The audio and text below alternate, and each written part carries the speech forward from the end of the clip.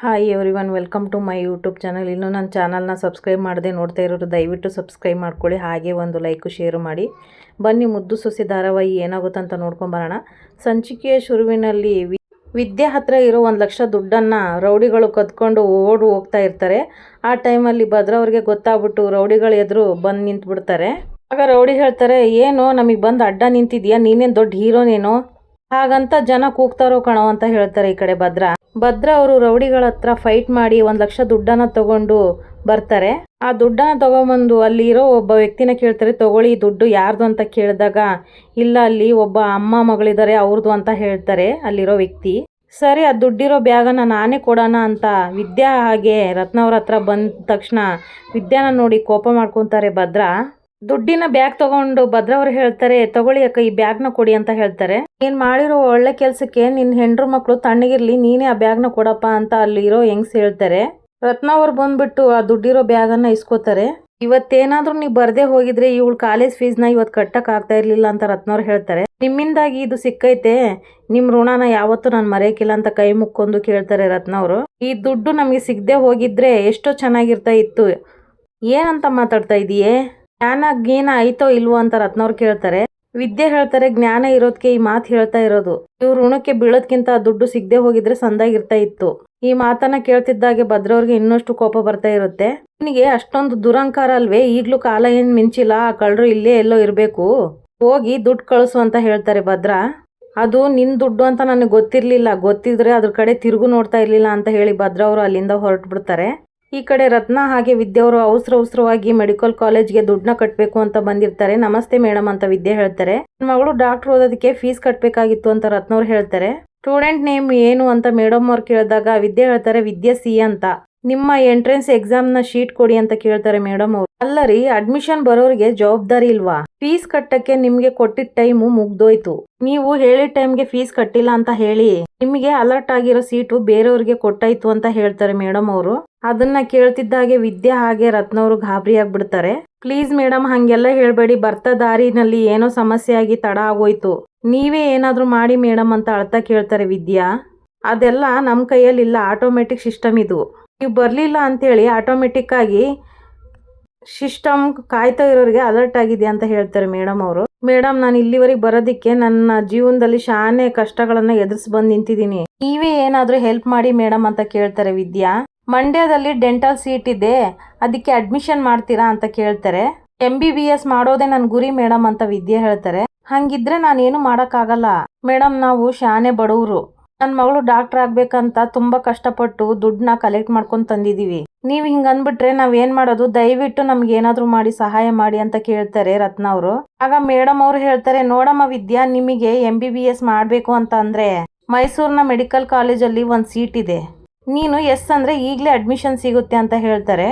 ಮೈಸೂರಲ್ಲ ಅಂತ ರತ್ನವ್ರು ಕೇಳಿದಾಗ ಆಗ ಮೇಡಮ್ ಅವರು ಹೇಳ್ತಾರೆ, ಹೌದು ಮೇಡಮ್, ಅಲ್ಲೂ ಕೂಡ ಒಂದೇ ಸೀಟ್ ಇರೋದು, ನೀವು ತಡ ಮಾಡಿದ್ರೆ ಅದು ಕ್ಲೋಸ್ ಆಗುತ್ತೆ ಅಂತ ಹೇಳ್ತಾರೆ. ಆಗ ವಿದ್ಯೆ ಹೇಳ್ತಾರೆ, ನನಗೆ ಅಲ್ಲೇ ಸೀಟ್ ಕೊಟ್ಬಿಡಿ ಮೇಡಮ್. ಆಗ ರತ್ನ ಅವ್ರು ಹೇಳ್ತಾರೆ ಗಾಬರಿಲಿ, ಅಯ್ಯೋ ಈ ಪರಿಸ್ಥಿತಿಲಿ ಮೈಸೂರಿಗೆ ಹೋಗಿ ಬರೋದು ಏನು ಹುಡುಗಾಟ ಅಂತ ಅನ್ಕೊಂಡಿದ್ಯಾ, ಅವ್ವ ನಾನು ಇಲ್ಲಿಗೆ ಬರೋ ಗಂಟ ನಾನು ಎಷ್ಟು ಕಷ್ಟಪಟ್ಟಿದ್ದೀನಿ ಅಂತ ನಿನಗೆ ಚೆನ್ನಾಗಿ ಗೊತ್ತಲ್ವೇ, ನಾನು ಡಾಕ್ಟರ್ ಆಗ್ಬೇಕಂದ್ರೆ ಕಷ್ಟ ಪಡ್ಲೇಬೇಕು, ಸುಮ್ಕೆ ಇರು, ನಾನು ಹೋಗ್ಬಿಟ್ಟು ಬರ್ತೀನಿ ಮೇಡಮ್, ನನಗೆ ನೀವು ಅಲ್ಲೇ ಸೀಟ್ ಕೊಟ್ಬಿಡಿ ಮೇಡಮ್ ಅಂತ ಕೇಳ್ತಾರೆ ವಿದ್ಯಾ.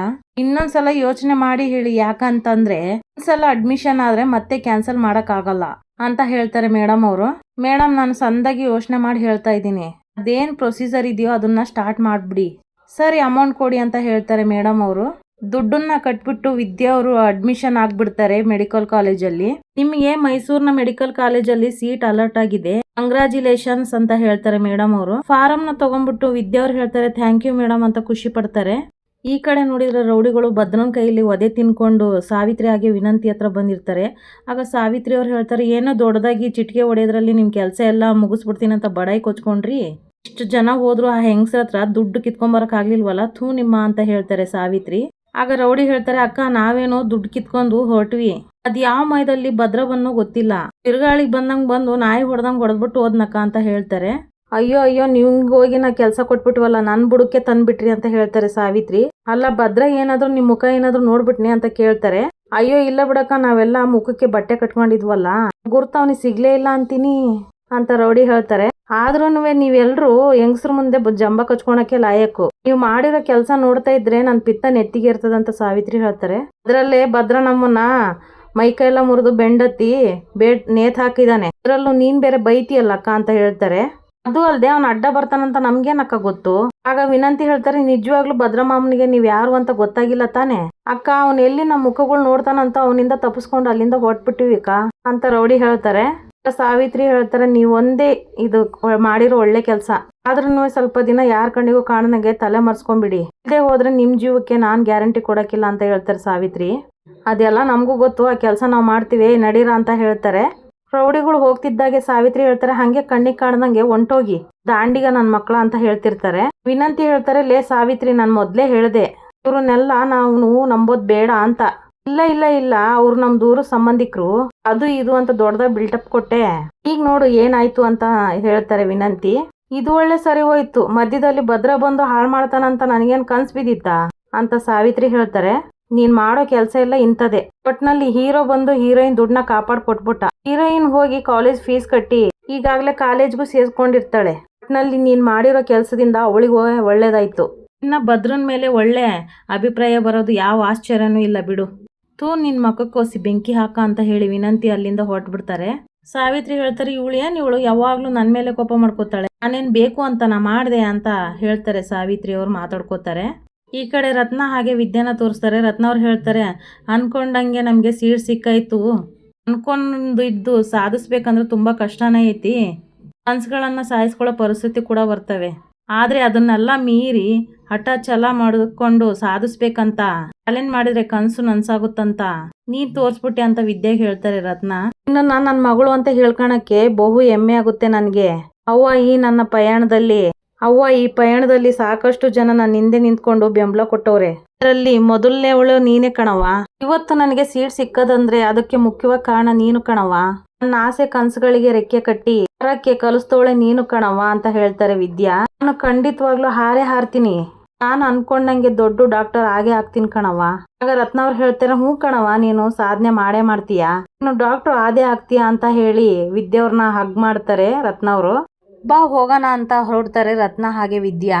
ಈ ಕಡೆ ನೋಡ್ರೆ ಕ್ವಾಟ್ಲೆ ಹಾಗೆ ವಿದ್ಯಾ ಅಜ್ಜಿನ ತೋರಿಸ್ತಾರೆ. ವಿದ್ಯಾ ಅಜ್ಜಿ ಹೇಳ್ತಾರೆ, ಪರವಾಗಿಲ್ಲ ಕ್ವಾಟ್ಲೆ, ನಿನ್ಗೆ ಈ ಕೆಲ್ಸನ ಬರ್ತದ? ಹ್ಞೂ ಅಜ್ಜಿ, ಈ ಕ್ವಾಟ್ಲೆ ಅಂದ್ರೆ ಏನ್ ಸುಮ್ಕೆನಾ ಅಂತ ಹೇಳ್ತಾ ಇರ್ಬೇಕಾದ್ರೆ ವಿದ್ಯಾ ಹಾಗೆ ರತ್ನ ಮನೆಗ್ ಬರ್ತಾರೆ. ವಿದ್ಯಾ ಅಜ್ಜಿ ಹೇಳ್ತಾರೆ, ಇದೇನೇ ರತ್ನಿ, ಹೋಗ್ಬೇಕಾದ್ರೆ ಅಷ್ಟು ಖುಷಿಯಾಗಿ ಹೋದ್ರಿ, ಈಗ ಬರ್ಬೇಕಾದ್ರೆ ಬಣ ಅನ್ಕೊಂಡ್ ಕುಂತಿದ್ದೀರಿ, ಸ್ಕೂಲ್ಗೆ ಹೋಗಾಯ್ತಾ, ಫೀಸ್ ಕಟ್ಟಾಯ್ತಾ ಅಂತ ವಿದ್ಯಾ ಅಜ್ಜಿ ಕೇಳಿದ್ರು ವಿದ್ಯಾ ರತ್ನವ್ರು ಮೌನವಾಗಿ ಕುಂತಿರ್ತಾರೆ. ಈ ಕಡೆ ನೋಡಿದ್ರೆ ಹೊರಗಡೆ ಚೆಲುವ ಅವ್ರು ಬಂದು ನಿಂತಿರ್ತಾರೆ. ಸರು ಹೇಳ್ತಾರೆ, ಅಯ್ಯೋ ಅಜ್ಜಿ, ಅದು ಸ್ಕೂಲ್ ಅಲ್ಲ ಕಾಲೇಜು ಅಂತ ಹೇಳ್ತಾರೆ. ಯಾವುದೋ ಒಂದು ಕಲಿಯಕ್ಕೆ ತಾನೇ ಹೋಗೋದು. ನೀನ್ ಹೇಳೋದು ನಿಜಾನೇ ಬಿಡಜ್ಜಿ. ವಿದ್ಯಾ ಅಜ್ಜಿ ಹೇಳ್ತಾರೆ, ಏನವ ಏನಾಯ್ತು ಅಂತ ಕೇಳ್ತಾರೆ. ಕಾಲೇಜ್ ಫೀಸ್ ಏನೋ ಕಟ್ಬಿಟ್ಟು ಬಂದ್ವಿ ಅಜ್ಜಿ. ಅಂದ್ರೆ ನಾವು ಬಯಸ್ದಂಗೆ ಮಂಡ್ಯ ಕಾಲೇಜಲ್ಲಿ ಸೀಟ್ ಸಿಗ್ಲಿಲ್ಲ, ಮೈಸೂರು ಕಾಲೇಜಲ್ಲಿ ಸೀಟ್ ಸಿಕ್ತು ಅಂತ ಹೇಳ್ತಾರೆ ವಿದ್ಯಾ. ಅಲ್ಲ ಅತಿಯಮ್ಮ, ನೀನು ಪರೀಕ್ಷೆ ಸಂದಾಗ ಬರ್ದು ಒಳ್ಳೆ ರ್ಯಾಂಕ್ ತಗೊಂಡಿದ್ದೆ ತಾನೆ, ಅದ್ಯಾಕೆ ಮಂಡ್ಯದವರು ಸೀಟ್ ಕೊಡಕ್ಕಿಲ್ಲ ಅಂತ ಹೇಳಿದ್ರು ಅಂತ ಕ್ವಾಟ್ಲೆ ಹೇಳ್ತಾರೆ.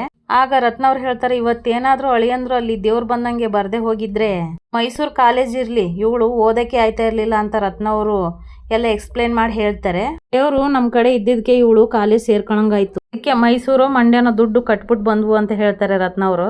ಸರು ಹೇಳ್ತಾರೆ, ಆದ್ರೂ ಅಕ್ಕ, ನೀನ್ ಡಾಕ್ಟರ್ ಆಗೋ ಕನ್ಸನ್ನ ಒಂದಲ್ಲ ಒಂದ್ ರೀತಿಯಲ್ಲಿ ನನ್ಸಾಗ ಕಾರಣ ಭಾವನೆ ಅನ್ನಂಗಾಯ್ತಲ್ಲೇ. ಆದ್ಮೇಲೆ ಓದೋದನ್ನೇ ಮರ್ತು ಬಿಡ್ಬೇಕು ಅನ್ಕೊಂಡಾಗ ಭಾವನೆ ನೀನು ಧೈರ್ಯ ಹೇಳಿ ಬೆಂಗಳೂರು ಗಂಟ ಕರ್ಕೊಂಡೋಗಿ ಹೋರಾಟ ಮಾಡಿ ಹಾಲ್ ಟಿಕೆಟ್ ಕೊಡಿಸಿದ್ರು. ಆಮೇಲೆ ಮನೇಲಿರೋ ವ್ಯತ್ಯಾಸದಿಂದ ಎಕ್ಸಾಮ್ ಬರೆಯಕ್ ಆಗುತ್ತೋ ಇಲ್ಲೋ ಅನ್ನುವಾಗ ಭಾವನೆ ಕರ್ಕೊಂಡೋಗಿ ನಿನಗೆ ಎಕ್ಸಾಮ್ ಬರ್ಸಿದ್ರು. ಮತ್ತು ನೀನು ಎಂಟ್ರೆನ್ಸ್ ಎಕ್ಸಾಮ್ ಬರೆಯುವಾಗ ಫೇಲ್ ಆಗೋ ಪರಿಸ್ಥಿತಿ ಬಂದಾಗ್ಲೂ ಭಾವನೆ ನೀನು ಧೈರ್ಯ ತುಂಬಿದ್ರು. ಇವತ್ ನೋಡು ಭಾವನೆ ಬಂದು ನಿನ್ ಕಾಪಾಡೋರೆ ಅಂತ ಸರು ಹೇಳ್ತಾರೆ. ಆಗ ಕ್ವಾಟ್ಲೆ ಹೇಳ್ತಾರೆ, ಅದ್ರಲ್ಲಿ ಏನೇ ವಿಶೇಷ ಐತಿ ಸರು, ಯಾವಾಗ್ಲೂ ಹೀರೋಯಿನ್ಗೆ ಹೀರೋನೇ ತಾನೇ ಸಹಾಯ ಮಾಡೋದು ಅಂತ ಹೇಳಿ ಮನೆಯವರೆಲ್ಲ ಖುಷಿ ಪಡ್ತಾ ಇರ್ತಾರೆ. ಈ ಕಡೆ ನೋಡಿದ್ರೆ ಶಿವರಾಮೇಗೌಡರು ಹಾಗೆ ಮೋಹನ ಗೋವಿಂದ ಅವ್ರು ತೋರಿಸ್ತಾರೆ. ಅದಕ್ಕೆ ಈ ಬ್ಯಾಸ್ಗಿನಾಗೆ ಕಾಫಿ ಬದಲು ಮಜ್ಜಿಗೆ ಮಾಡಿದ್ರೆ ಚಂದಾಗಿರೋದಂತ ಗೋವಿಂದ ಹೇಳ್ತಾರೆ. ಅಷ್ಟರಲ್ಲಿ ಈಶ್ವರಿ ಹಾಗೆ ಚಿತ್ರ ಅಲ್ಲಿಗೆ ಬಂದ್ಬಿಟ್ಟು ಹೇಳ್ತಾರೆ, ಬಾವ ನಿಮ್ಗೆ ಒಂದು ವಿಡಿಯೋ ತೋರಿಸ್ಬೇಕಾಗಿತ್ತು ಅಂತ ಹೇಳ್ತಾರೆ. ಆಗ ನೀವು ನೋಡುವಷ್ಟು ಟೈಮ್ ನಿಮ್ಮ ಹತ್ರ ಇದ್ದದೆ, ನಮ್ಮ ಭದ್ರನಿಗೆ ಸಂಬಂಧಪಟ್ಟಿದ್ದು ದೊಡ್ಡಪ್ಪ ಅಂತ ಹೇಳ್ತಾರೆ ಚಿತ್ರ. ಸೋಷಿಯಲ್ ಮೀಡಿಯಾದಲ್ಲಿ ವೈರಲ್ ಆಗಿ ಫುಲ್ ಟ್ರೆಂಡಿಂಗ್ ಅಲ್ಲದೆ. ಶಿವರಾಮೇಗೌಡರು ಹೇಳ್ತಾರೆ, ಏನು ಭದ್ರನಿಗೆ ಸಂಬಂಧಪಟ್ಟಿರೋದೇ, ಇಲ್ಲಿ ನೋಡಮ್ಮ ಅಂತ ಹೇಳ್ತಾರೆ ಶಿವರಾಮೇಗೌಡರು. ರೌಡಿಗಳಿಗೆ ಹೊಡೆದಿರೋನ್ನ ವಿಡಿಯೋನ ತೋರಿಸ್ತಾರೆ ಫೋನ್ನಲ್ಲಿ ಶಿವರಾಮೇಗೌಡರಿಗೆ ಈಶ್ವರಿ ಅವರು. ಏನ್ ಈಶ್ವರಿ ನಮ್ಮ ಭದ್ರ ಯಾರ ಜೊತೆಗೂ ಒಡದಾಟ ಮಾಡ್ತಾ ಇದ್ದಾನೆ, ಏನು ಒಡದಾಟವೆ ತತ್ತ ಇಲ್ಲಿ ಅಂತ ವಿಡಿಯೋನ ನೋಡ್ತಾರೆ ಭದ್ರಾಜ್ಜಿ ಗಾಬ್ರಿಲಿ. ಇವ್ರು ಯಾರು ನಮ್ಮ ಭದ್ರ ಯಾಕೆ ಇವ್ರನ್ನ ಹಿಂಗ್ ಹೊಡಿತವನೆ ಅಂತ ಕೇಳ್ತಾರೆ ಭದ್ರಾಜ್ಜಿ. ಒಂದ್ ಹುಡುಗಿಗೆ ಹತ್ರ ದುಡ್ಡು ಕಿತ್ಕೊಂಡು ಅವರೆಲ್ಲ ಓಡೋಯ್ತಾ ಇದ್ರಂತೆ. ಅದಕ್ಕೆ ನಮ್ಮ ಭದ್ರ ಹೋಗಿ ಅವ್ರನ್ನೆಲ್ಲ ಚೆನ್ನಾಗಿ ಹೊಡೆದು ಆ ದುಡ್ಡನ್ನ ವಾಪಸ್ ಆ ಹುಡುಗಿಗೆ ಕೊಡಿಸಿದಾನಂತೆ. ಅದಕ್ಕೆ ಭದ್ರನ್ನ ಹೊಗಳಿ 1000 ಜನ ಕಮೆಂಟ್ ಮಾಡಿದ್ದಾರೆ. ದೊಡ್ಡಪ್ಪ ಒಳ್ಳೆ ಕೆಲಸ ಮಾಡಿದಾನಂದ್ಮೇಲೆ ಹೊಗಳೋದು ಸಹಜ ಅಲ್ವಾ ಚಿತ್ರ ಅಂತ ಮೋಹನ್ ಅವ್ರು ಹೇಳ್ತಾರೆ. ಶಿವರಾಮೇಗೌಡರು ಹೇಳ್ತಾರೆ ದಿಟ್ಟವಾಗ್ಲೂ ಅವ್ನು ಮಾಡಿರೋದು ಒಳ್ಳೆ ಕೆಲಸ, ನನಗೂ ನೋಡಿ ಶಾನೆ ಖುಷಿ ಆಯ್ತು ಅಂತ ಹೇಳ್ತಾರೆ. ಅವ ಈಗೇನೋ ಅವ್ನು ಮಾಡಿರೋ ಫೈಟ್ ನೋಡಿ ವಿಡಿಯೋ ನೋಡಿ ಖುಷಿ ಪಡ್ತಾ ಇದ್ದೀರಾ, ನನಗೂ ಅಷ್ಟೇ ಖುಷಿ ಆಯ್ತು. ಯಾರಿಗೆ ಸಹಾಯ ಮಾಡಿದಾನೆ ಆ ಹುಡುಗಿ ಯಾರು ಅಂತ ಗೊತ್ತಾದ್ರೆ ಬೇಜಾರು ಮಾಡ್ಕೊಂತೀರಾ ಅಂತ ಅನಿಸ್ತದೆ. ಇದರಲ್ಲಿ ನೊಂದ್ಕೊಳಕ್ಕೆ ಏನೈತಿ ಈಶ್ವರಿ ಅಂತ ಹೇಳ್ತಾರೆ ಗೋವಿಂದ. ಇಷ್ಟಕ್ಕೂ ಆ ಹುಡುಗಿ ಯಾರು ಅಂತ ಕೇಳ್ತಾರೆ ಗೋವಿಂದ. ಆಗ ಚಿತ್ರ ಹೇಳ್ತಾರೆ ಬೇರೆ ಯಾರು ಅಲ್ಲ ದೊಡ್ಡಪ್ಪ ಆ ವಿದ್ಯಾ ಅಂತ ಹೇಳ್ತಿದ್ದಾಗೆ ಮನೆಯವರೆಲ್ಲ ಶಾಕ್ ಆಗ್ತಾರೆ. ಇಲ್ಲಿಗೆ ಈ ಸಂಚಿಕೆ ಮುಗಿಯುತ್ತೆ. ವಿಡಿಯೋ ನೋಡಿದ್ದಕ್ಕಾಗಿ ಧನ್ಯವಾದಗಳು.